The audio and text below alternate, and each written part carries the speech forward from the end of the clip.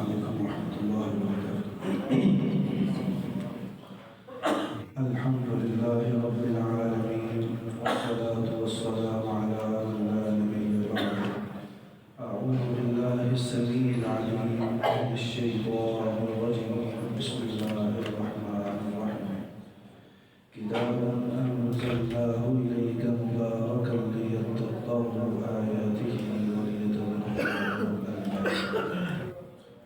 انتہائی معزز و مکرم سامعین حضرات، گزشتہ چند دروس سے آپ قرآن مجید فرقان حمید کی قدر و منزلت، اس کی تلاوت کی اہمیت اور فضیلت کے بارے میں سماعت فرما رہے تھے۔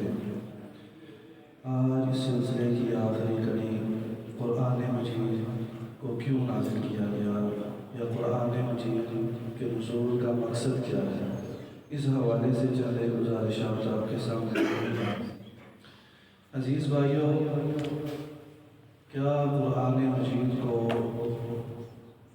غلافوں میں لپیٹ کر الماریوں کی زینت بنانے کے لیے نازل کیا گیا تھا؟ کیا قرآن مجید کو پنچایتوں میں یا عدالتوں میں قسمیں اٹھانے کے لیے نازل کیا گیا؟ کیا قرآن مجید کو بیٹی کی رخصتی کے وقت اس کے سر پر قرآن مجید کا سایہ کرنے کے لیے نازل کیا گیا؟ عزیز بھائیو، اللہ رب العزت قرآن میں ارشاد فرماتے ہیں کہ قرآن مجید کو اس لیے نازل کیا گیا کہ اس کی تلاوت کا حق ادا کیا جائے۔ صحابی رسول سیدنا انس بن مالک پیارے نبی کریم صلی اللہ تعالی علیہ وسلم کی تلاوت کا نقشہ کھینچتے ہیں کہ کس طرح پیارے نبی کریم صلی اللہ تعالی علیہ وسلم اس بابرکت کتاب کی تلاوت فرمایا کرتے تھے۔ آپ ہر آیت کے بعد وقف کیا کرتے تھے، صحابی رسول پھر پڑھ کر سناتے ہیں۔ نبی کریم صلی اللہ تعالی وسلم تلاوت اس انداز میں کرتے تھے، الحمدللہ رب العالمین۔ آپ یہاں پر سانس لیتے، رکتے یہاں پر، الرحمن الرحیم، پھر سانس لیتے، وقف کرتے، ٹھہراؤ پیدا کرتے۔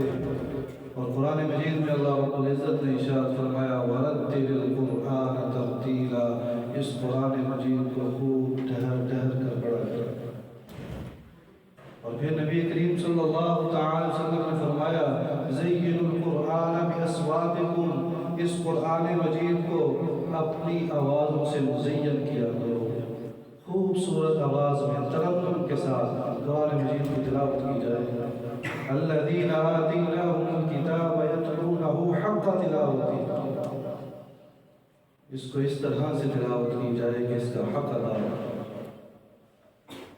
اور قرآن مجید کو کیوں نازل کیا گیا؟ کہ اس کے اوپر غور و فکر تدبر کیا جائے۔ کتاب انزلناہ الیک مبارکا لیدبروا آیاتہ ولیتذکر اولو الالباب، یہ بابرکت کتاب جو ہم نے آپ کی طرف نازل کی ہے تاکہ آپ اس کے اوپر غور و فکر کریں اور عقل والے اس سے نصیحت حاصل کریں۔ کہیں اللہ رب العزت ارشاد فرماتے ہیں افلا یتدبرون القرآن ام علی قلوب اقفالها، یہ لوگ قرآن مجید پر غور و فکر تدبر کیوں نہیں کرتے؟ کیا ان کے دلوں پر تالے لگ چکے ہیں؟ ہم قرآن کریم پر غور و فکر کریں گے، تدبر کریں گے، قرآن مجید کو سمجھیں گے تو اپنی زندگیوں میں اس کے اثرات دیکھیں گے۔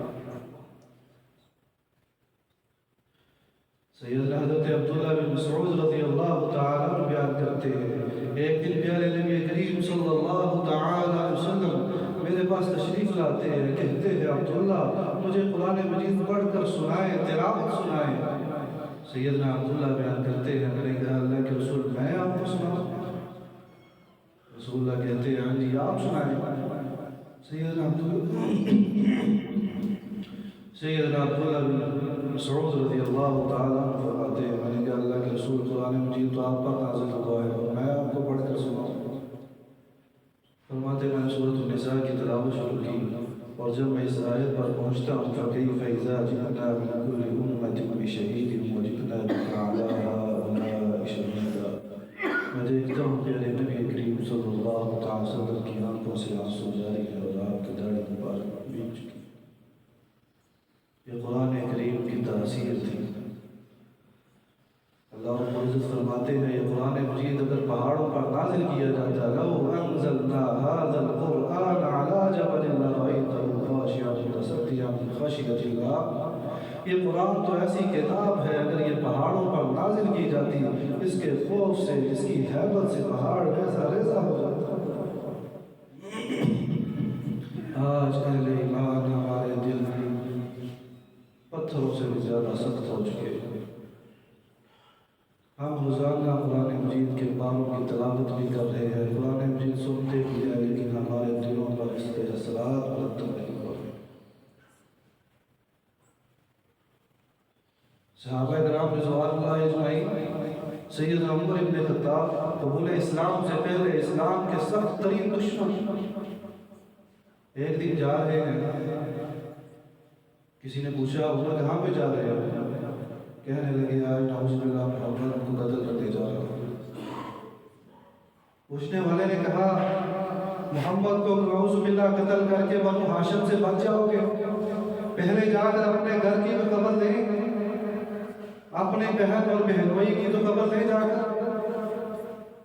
سیدنا عمر ابن خطاب سیدھا ان کے گھر جاتے ہیں, جا کر کیا دیکھتے ہیں سیدنا خباب رضی اللہ تعالیٰ عنہ سورۃ الطٰہٰ پڑھا رہے ہیں. بہنوئی کو مارا پیٹا, بہن کو زخمی کیا. پھر کہنے لگے مجھے بھی تو پڑھ کر سناؤ تم کیا پڑھ رہے تھے؟ بہن نے کہا ناپاک ہے, غسل کیجیے. غسل کروایا, قرآن مجید سے ابتدائی آیات کو تلاوت کر کے سنایا. تلاوت کو سنتے ہیں اور کہتے ہیں کتنا ہی پاکیزہ عمدہ کلام ہے. فوراً نبی کریم صلی اللہ علیہ وسلم کی خدمت میں پہنچتے ہیں اور قرآن مجید کو, اس کی فضیلت کو, اس کی سننے کے بعد اسلام کو قبول کر لیتے ہیں. عزیز بھائی, قرآن مجید کو کیوں نازل کیا گیا؟ اس کے اوپر عمل کیا جاتا, اس کو دستور حیات بنایا جاتا, اس کو منشور بنایا جاتا, اپنی خوشی غمی اس کے مطابق کی جاتی. اور اگر ہم قرآن مجید کو نہیں, اس کو پس پش ڈال دیں گے, قرآن مجید کو نہیں سمجھیں گے, اس کے مطابق اپنی زندگیوں کو نہیں بسر کریں گے, تو قیامت کا دن ہوگا. نبی کریم صلی اللہ تعالی وسلم سورۃ الفرقان ہے, آیت نمبر 25 ہے. رسول اللہ صلی اللہ علیہ وسلم بارگاہ الہی میں کہیں گے کہ اللہ یہ میری وہ قوم ہے جس نے قرآن مجید کو چھوڑ دیا تھا, اس کو پس پش ڈال دیا تھا.